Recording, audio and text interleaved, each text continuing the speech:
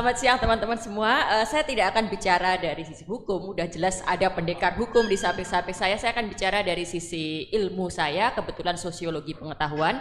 Dan tadi kita sepakat bahwa apa yang terjadi di Indonesia hari ini, semua masalah yang ditulis panjang sekali di backdrop acara ini tidak terjadi begitu saja. Ini adalah tumpukan-tumpukan kumpulan dari gempa-gempa kecil itu. Nah, saya lihat salah satu strategi yang digunakan oleh penguasa, oleh pemerintah Jokowi selama 10 tahun ini sehingga kita sampai di kondisi hari ini adalah fabrikasi mitos.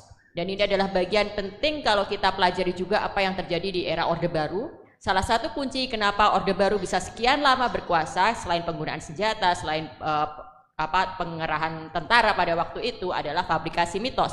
Dan itu terjadi di era Jokowi, dan itu yang membuat kita terlena hingga akhirnya mungkin banyak di antara kita sebenarnya nggak terlena ya, dilihat dari demo-demo yang ada gitu, tapi sebagian besar dari rakyat Indonesia terlena dan kita sampailah pada titik ini. Saya mencatat ada 5 mitos yang diproduksi, difabrikasi di pemerintahan Jokowi ini yang akhirnya membuat kita semua ternina bubukkan.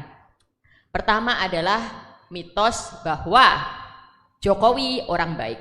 Mitos orang baik ini adalah mitos pertama yang sengaja difabrikasi, direproduksi sejak Jokowi baru mau mulai berkuasa.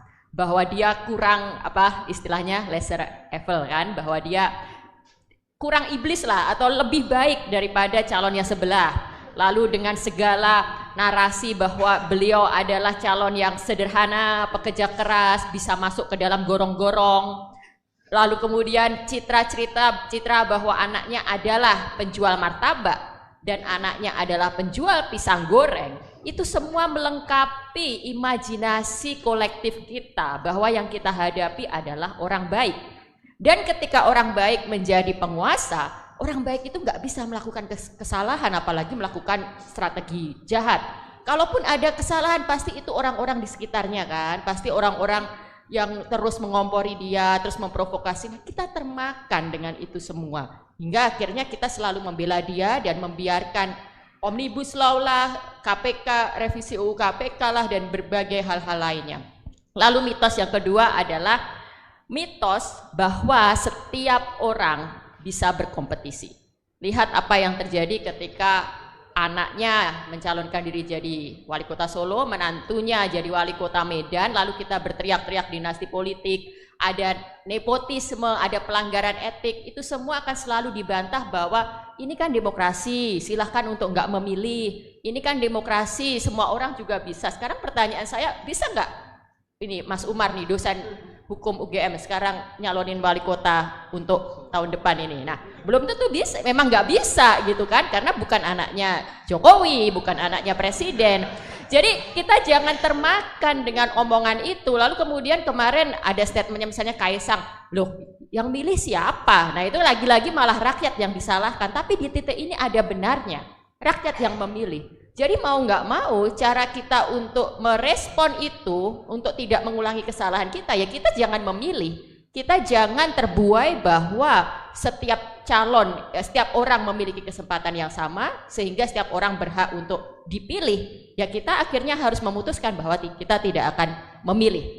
Lalu mitos yang ketiga nih, mitos yang sangat berbahaya kita makan oleh ini teman-teman generasi muda ini, mitos tentang pemimpin muda. Nah kita ini memang sebenarnya ini kontradiksi, dan saya sesungguhnya sangat kecewa dengan kondisi hari ini karena ini membuat semangat kita untuk memunculkan pemimpin muda itu ternodai.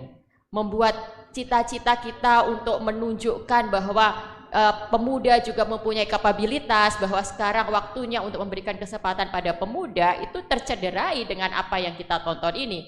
Nah sekarang akhirnya mau nggak mau kita harus mengoreksi narasi dan keyakinan kita bahwa anak muda memang harus diberi kesempatan, tapi tentu bukan anak muda yang mendapatkan kesempatannya dengan cara-cara yang non etis, tidak benar, bahkan melanggar hukum, bahkan kemudian nanti akan melanggar prinsip-prinsip demokrasi.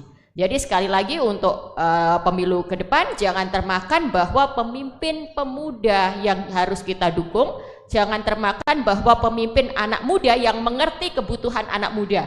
Bahkan bisa jadi pemimpin anak muda itu sebenarnya nggak relate dengan persoalan kita. Karena dia nggak pernah berangkat dari kondisi real yang ada dalam masyarakatnya.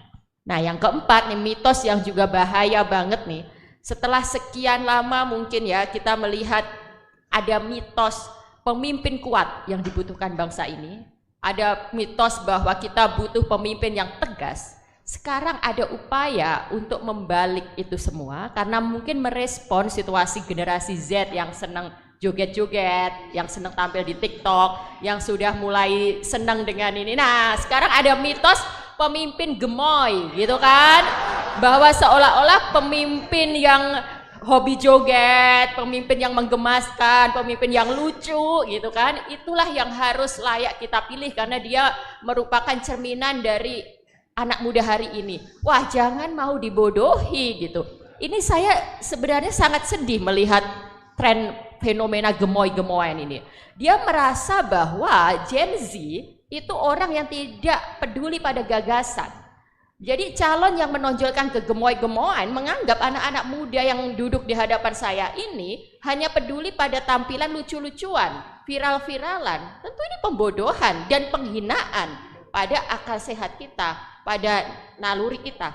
Jadi sekali lagi kita harus menolak itu. Bukan pemimpin gemoy yang kita butuhkan, tapi memang pemimpin yang bisa menghadirkan gagasan-gagasan untuk kemajuan kita. Yang terakhir, mitos yang sudah lama dibangun dan akhirnya menjadi puncak permasalahan kita semua adalah mitos bahwa presiden netral.